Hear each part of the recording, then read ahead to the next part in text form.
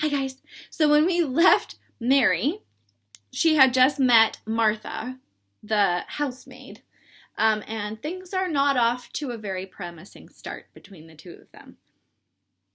Mary was in such a rage and felt so helpless before the girl's simple stare, and somehow she suddenly felt so horribly lonely and far away from everything she understood and which understood her, that she threw herself face downwards on the pillows and burst into passionate sobbing.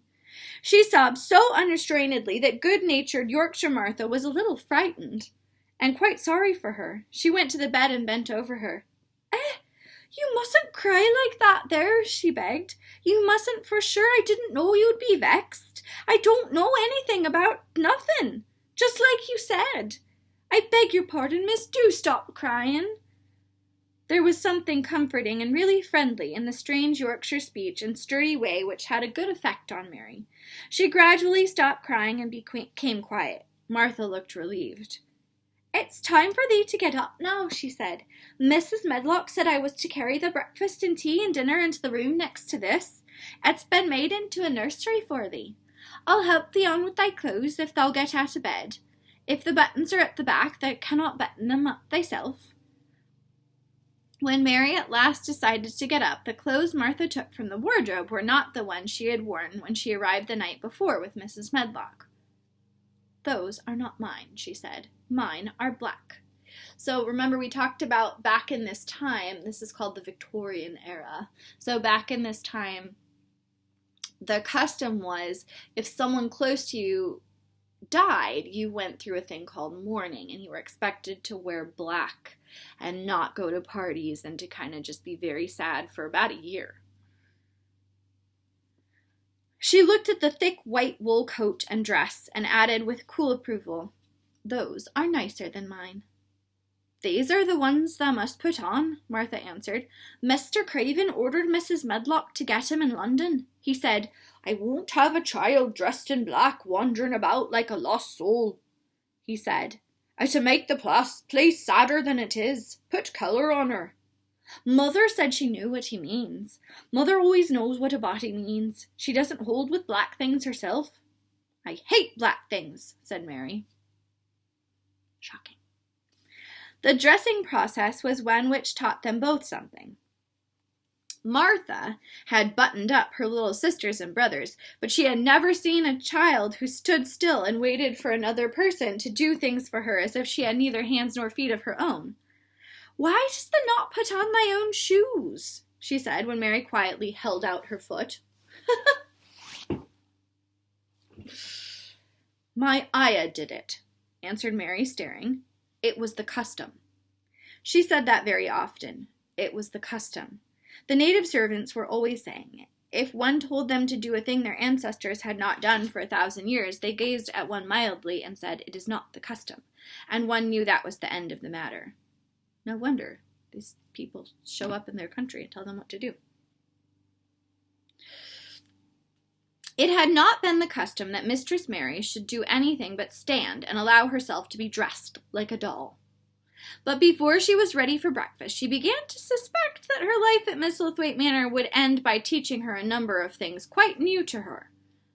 Things such as putting on her own shoes and stockings and picking up things she let fall. If Martha had been a well-trained, fine young lady's maid, she would have been more subservient. That means like, oh, yes, ma'am. Oh, please, excuse me, ma'am. But not really Martha's style. And respectful, and she would have known that it was her business to brush hair and button boots and pick things up or lay them away.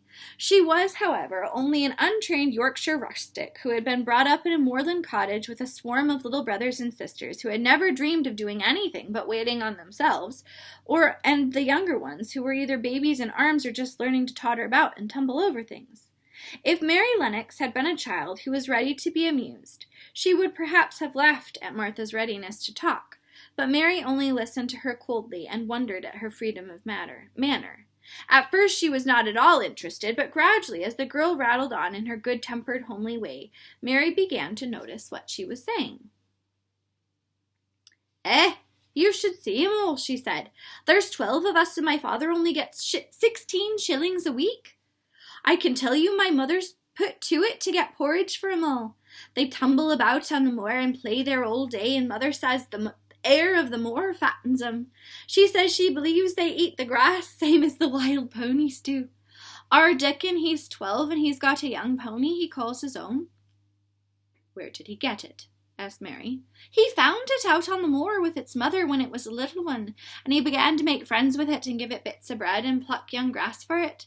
And it got to like him, so it follows him about and lets him get on its back. Dickon's a kind of lad, and animals likes him." Mary had never had a animal pet of her own, and she had always thought she would like one. So she began to feel a slight interest in Dickon, and as she had never before been interested in anyone but herself, it was the dawning of a healthy sentiment. When she went into the room which had been made into a nursery for her, she found that it was rather like the one she had slept in. It was not a child's room, but a grown-up person's room, with gloomy old pictures on the walls and heavy old oak chairs. A table in the center was set with a very good, substantial breakfast. But she had always had a very small appetite, and she looked with something more than indifference at the first plate Martha set before her. "I don't want it," she said. "Thou doesn't want thy porridge?" Martha exclaimed incredulously. "Thou doesn't know how good it is. Put a bit of treacle on it, or a bit of sugar." "I don't want it," repeated Mary. Said Martha. "I can't abide to see good food going to waste. If our children was at this table, they'd clean it bare in 5 minutes." "Why?" said Mary coldly. "Why?" echoed Martha. "Because they scarce ever had their stomachs full in their lives. They're as hungry as young hawks and foxes." "I don't know what it is to be hungry," said Mary, with the indifference of ignorance. Martha looked indignant. "Well, it would do thee good to try it. I can see that plain enough," she said outspokenly. "I've no patience with folks as sits and just stares at good bread and meat. My word, don't I wish Dickon and Phil and Jane and the rest of 'em had what's here under their pinafores."